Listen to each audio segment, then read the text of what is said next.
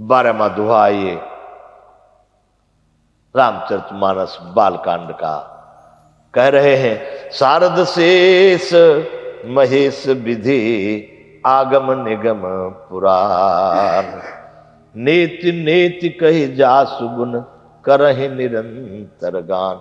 जिस परमात्मा की मैं कहानी लिखने जा रहा हूं, कथा लिखने जा रहा हूं, जिसका काव्य में रचना करने जा रहा हूं, सरस्वती जी, सहस्र शेष फन वाले शेष नाग, महेश शंकर भगवान, विधि ब्रह्मा जी, आगम निगम पुराण, वेद पुराण शास्त्र साहित्य, न इति ऐसा भी नहीं है। अपना गुणा भाग लगाए कि वह परमात्मा, वह राम ऐसा है, फिर कहेंगे नहीं नहीं ऐसा है, इससे भी और कुछ विशेष है, फिर लगाए न इति, फिर लगाए, बोले ऐसा भी नहीं है।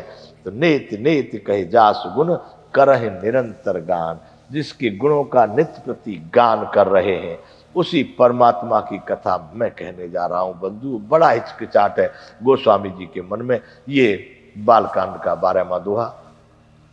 सब जानत प्रभु प्रभुता सोई, तदपि कहे बिन रहा न कोई। यद्यपि प्रभु श्री रामचंद्र जी की प्रभुता को सब ऐसे जानते हैं कि अकथनीय है, उसका वर्णन वाणी से या शब्दों से नहीं किया जा सकता, फिर भी तदपि कहे बिन रहा न कोई, फिर भी लोगों ने अपनी अपनी बुद्धि के अनुसार, अपनी अपनी सामर्थ्य के अनुसार इसका वर्णन किया है। कौन? वेद पुराण शास्त्र सबने बहुत प्रकार से भगवान के भजन का प्रभाव, अनेक प्रकार से भगवान की महिमा का वर्णन पूरा कोई नहीं कर सका, लेकिन सब जानत प्रभु प्रभुता सोई, तदपि कहे बिनु रहा न कोई। जानते हुए भी कथनीय है, अवर्णनीय है, सब प्रकार से अपरंपार है, फिर भी अपनी अपनी सामर्थ्य के अनुसार वेद पुराण शास्त्र ऋषि मुनि संत महात्मा सबने इसका वर्णन जरूर किया है। तहां वेद अस कारण राखा, भजन प्रभाव भांति बहुभाषा। वहां पर फिर वेदों ने ऐसा कारण रख दिया, तहां वेद अस कारण रखा, भजन प्रभाव, थोड़ा सा भी भगवान का भजन मनुष्य को सहज ही भवसागर से पार कर सकता है। तहां वेद अस कारण रखा।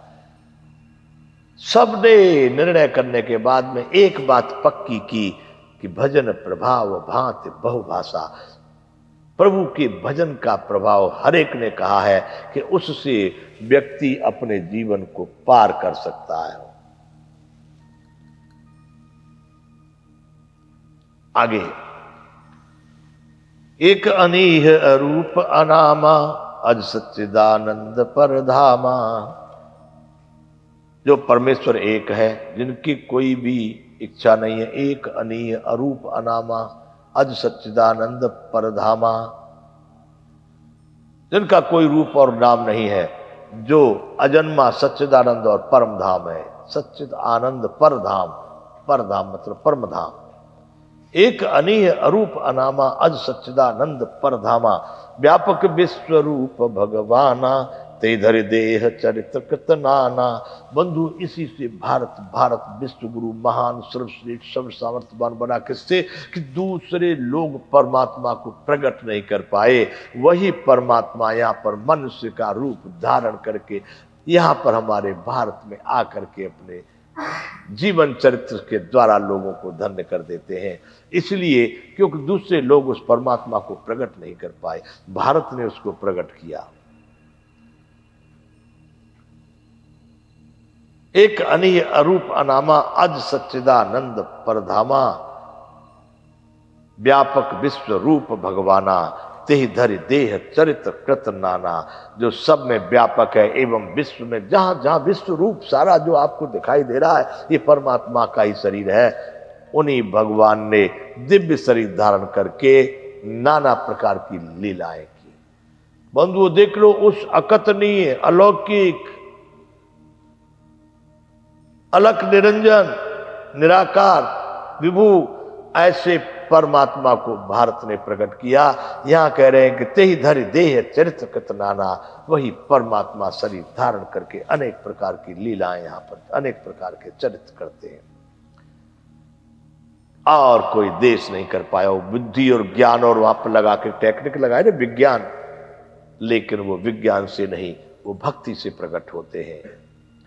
सो केवल भगतन हित लागी, परम कृपाल प्रणत अनुरागी। वो लीला केवल भक्तों के हित के लिए ही करते हैं, क्योंकि भगवान परम कृपालु और शरणागत के बड़े प्रेमी हैं। शरणागत को रक्षा करने वाले शरणागत भक्त वत्सल, शरणागत वत्सल केवल भक्तों के हित के लिए वो परम कृपालु परमात्मा यहां पर आकर के अनेक प्रकार की लीलाएं करते हैं। बड़े प्रेमी हैं, अनुरागी हैं भक्तों के। जेहि जन पर ममता अति छोहू, जहि करुणा करि कीनन को। जिन्होंने एक बार अगर जिस पर कृपा कर दी ना, फिर उस पर कभी क्रोध नहीं किया। अब बताइए क्यों? क्योंकि जो उनका एक बार हो गया वो कभी कोई भूल करता ही नहीं है, तो भगवान काहे को क्रोध करेंगे?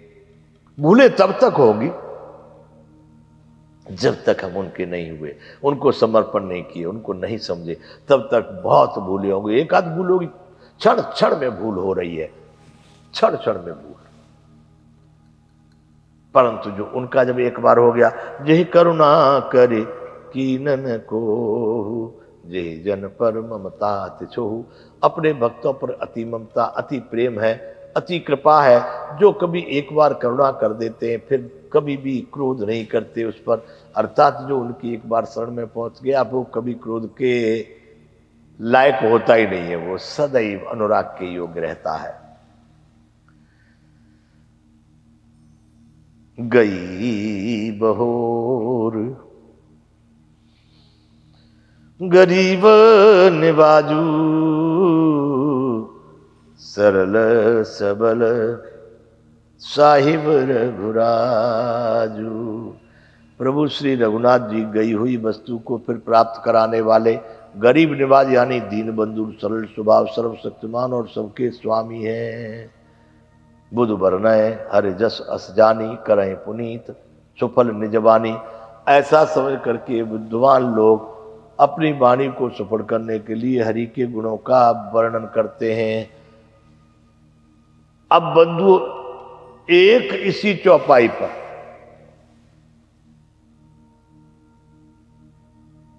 कितना विवरण दिया जा सकता है।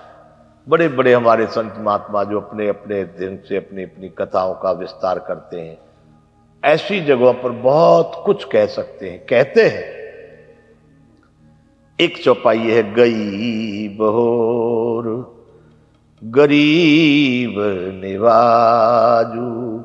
गई बहोर, जो वस्तु, जो कोई बात आपकी नष्ट हो गई, चली गई, गई, उसको पुनः फिर ले आते हैं। कौन? सरल सबल साहिब रघुराज।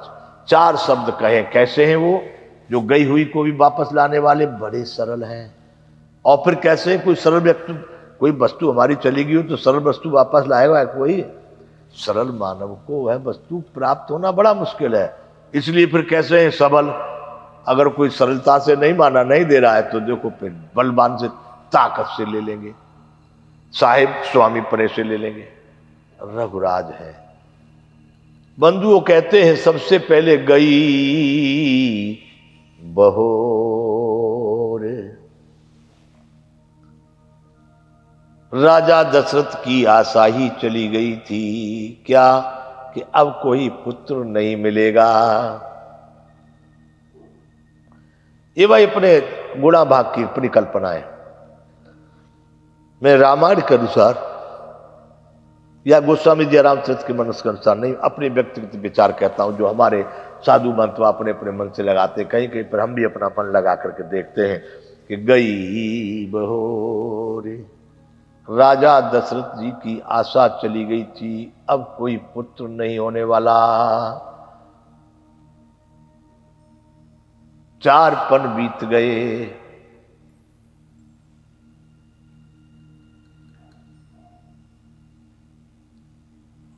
भई गलाने मोरे सुत नाही। मन में बड़ी ग्लानि हुई, मेरे कोई पुत्र नहीं है। एक बार दशरथ मन माही, भई गलाने मोरे सुत नाही, बड़ी ग्लानि हो गई, पुत्र नहीं है। तो गई बहोर, आशा चली गई तो उनके यहां पर पुत्र रूप में आकर के बहोर वो आशा को फिर से चालू कर दिए। सबसे पहला कार्य ये किए। फिर क्या हुआ, आगे यहां से और थोड़ा सा बढ़ते तो विश्वामित्र का भी विश्वास खत्म हो गया। नाम तो विश्वामित्र था, लेकिन विश्वास खत्म हो गया कि 100वां यज्ञ पूरा राक्षस नहीं होने देते, उनका भी विश्वास गया। तो चल दिए विश्वामित्र के साथ जाकर के उनके विश्वामित्र के यज्ञ को पूरा करा दिए, उनके विश्वास को फिर दृढ़ कर दिए, गए हुए विश्वास को पीछे ले आए। क्या, गई बहोर, गई हुई को लाने वाले श्री राम जी इसमें बताए। और क्या ले आए, विश्वामित्र के साथ ही और आगे चल देते हैं। जा रहे थे जनकपुर को, बीच में मिल गया गौतम जी का आश्रम। पड़ी हुई थी पत्थर बनकर के गौतम ऋषि की नारी अहिल्या। गई बहोर, चली गई थी अहिल्या, अब कैसे आने वाली है। तो उसको फिर पुनर्जीवित करके स्त्री स्त्री बना करके मिल गई गौतम ऋषि को, फिर से वापस मिल गई बंधु। गई बहोर, गई हुई को पीछे लाने वाले राम जी हैं। बड़े सरल भी हैं और सबल भी हैं, दोनों प्रकार से ले सकते हैं बंधुओं, दोनों प्रकार से। अगर मान जाओ ये स्वाभाविक सरल है ना, भाई हमारी ये वस्तुएं दे दो, अगर नहीं दिए तो तुमसे छिना भी सकते हैं। गई बहोर, सरल सबल दोनों प्रकार से। राजा दशरथ की आशा चलेगी बंधु, राजा जनक की। बड़े गुस्से में आकर के बोले, क्या कहने लगे राजा जनक, मान लिए अब ये भूमि जो है वीरों से खाली हो गई। सुकृत जाए जो पन परिहर हूं, कुंवर कुआरी रहे का करे हूं। राजा जनक की विश्वास चलेगी, उनकी आशा खत्म हो गई कि अब कोई इस धनुष को तोड़ नहीं पाएगा। अगर मैं अपने प्रण को त्यागता हूं तो मेरे सारे पुण्य नष्ट हो जाएंगे, और नहीं त्यागता हूं तो मेरी पुत्री कुंवारी रह जाएगी। अब क्या करना चाहिए, धनुष को तोड़ करके उनकी आशा को फिर ले। सीता जी की सारे जनकपुर वालों की आशा चली गई थी, बंधुओं धनुष को भंग करके सबकी आशा पुनः ले आए, सबको जीवित कर दिए। तो गई बहोर, गई हुई। आप लोगों में भी कुछ चला गया हो ना, तो राम जी का विश्वास करके प्रार्थना करना। कुछ चला गया हो भी तो परमात्मा से प्रार्थना, राम से, राम से। वो सरल और सबल है, ले आते हैं।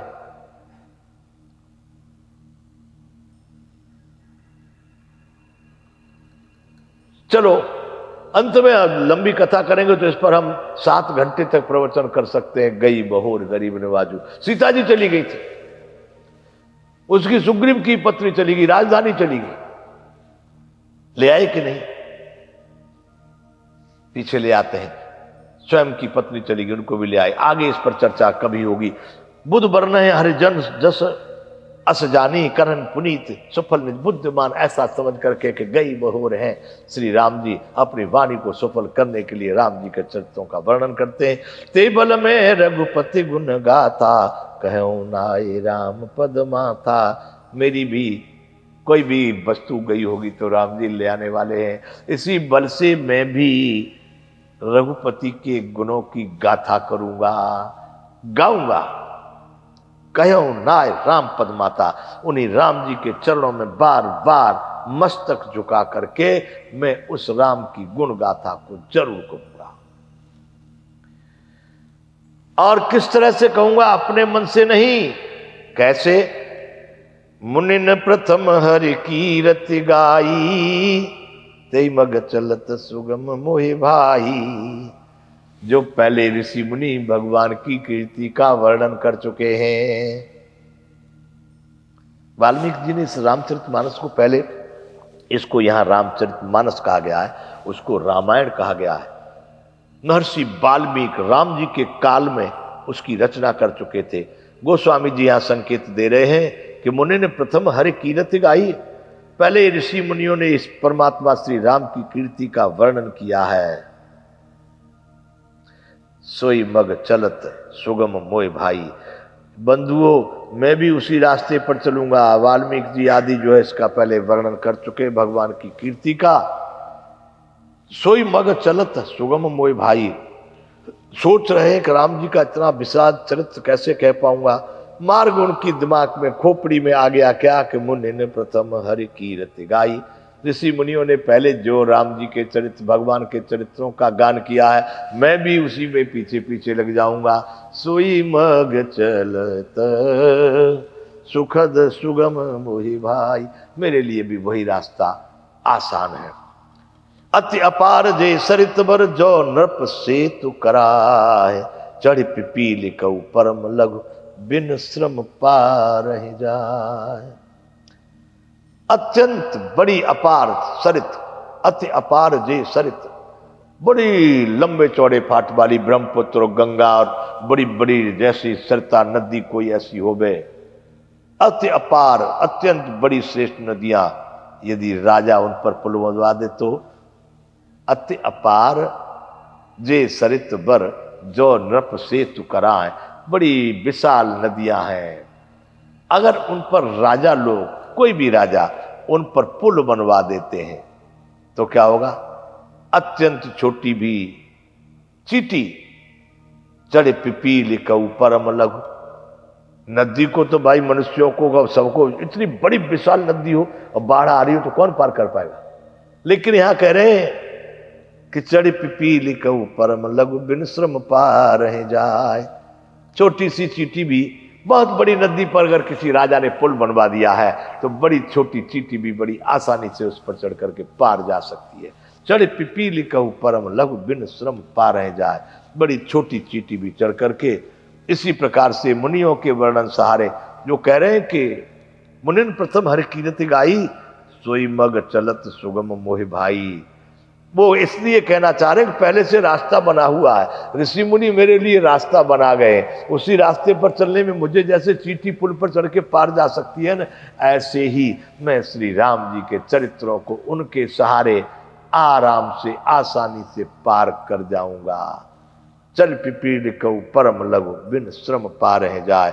बहुत परेशानी नहीं, वो अपनी सामर्थ्य के अनुसार चलते चलते भी पार कर जाएगी। इसी प्रकार उन्हीं ऋषि मुनियों के, उन्हीं कवियों के जो पहले हरि के चरित्र गा चुके हैं, उनके सहारे मैं भी अपनी इस कथा का, श्री रामचरितमानस का वर्णन सहज ही स्वाभाविक रूप से बिना श्रम के ही कर जाऊंगा।